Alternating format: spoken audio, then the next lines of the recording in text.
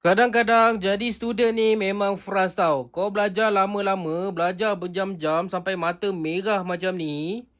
Tak tidur-tidur. Tapi last kali bila dekat exam, apa yang kau belajar tu kau tak ingat. Okay? Penat je kau belajar lama-lama. Ni, untuk parents yang ada anak-anak yang sedang belajar ataupun student yang sedang tengok video ni. Ni, aku nak tunjuk kat korang. Suplemen yang bagus untuk bagi fokus lebih kuat, daya ingatan lebih kuat. Kalau kau tak percaya cakap aku, kau baca review dan juga testimoni dekat bawah. Bukan setakat berkesan untuk orang dewasa, even untuk budak-budak pun berkesan juga. Lagi-lagi kalau ada anak-anak yang degil, yang tak kerti fokus tu kan.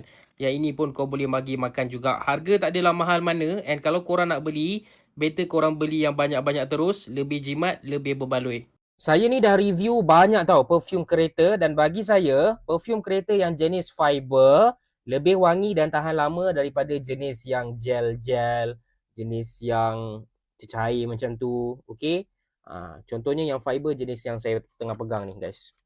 Fiber nampak ni, jenis yang keras warna putih macam ni, memang tahan lama sebab dia punya kuantiti sangat banyak. Lepas tu dia nak mencair, dia nak menghilang pun ambil masa yang lama. Okay, yang ini wangi tau. Dia punya bau tu Yulong Tea. Okay, Yulong Tea, tapi tak adalah bau teh sangat pun. Dia lebih kepada bau-bau macam dekat tempat urut, macam bau-bau herbal yang menenangkan. Okay, kalau korang ni kalau korang letak dalam kereta pun boleh, nak letak dalam bilik pun boleh. Tekan dekat bawah. Siapa sangka benda kecil dekat tangan saya ni dah mengubah hidup ramai lelaki. Untuk lelaki-lelaki dekat luar sana, lagi-lagi yang dah ada anak bini, tapi korang nak berhenti merokok, korang boleh dapatkan East Nasal Stick ni. Yang ini cara nak guna dia senang saja. Korang buka. Okay. Lepas tu, yang ini sebenarnya hujung dia ada bau. Korang hidu sambil tarik dan juga hembus nafas. Yang ini memang sangat-sangat relaxing guys. Okay, bila bau tu rasa tenang, rasa lega, rasa lupa dekat rokok. Korang kena cuba hari-hari. Dekat mana nak beli, dekat link kat bawah.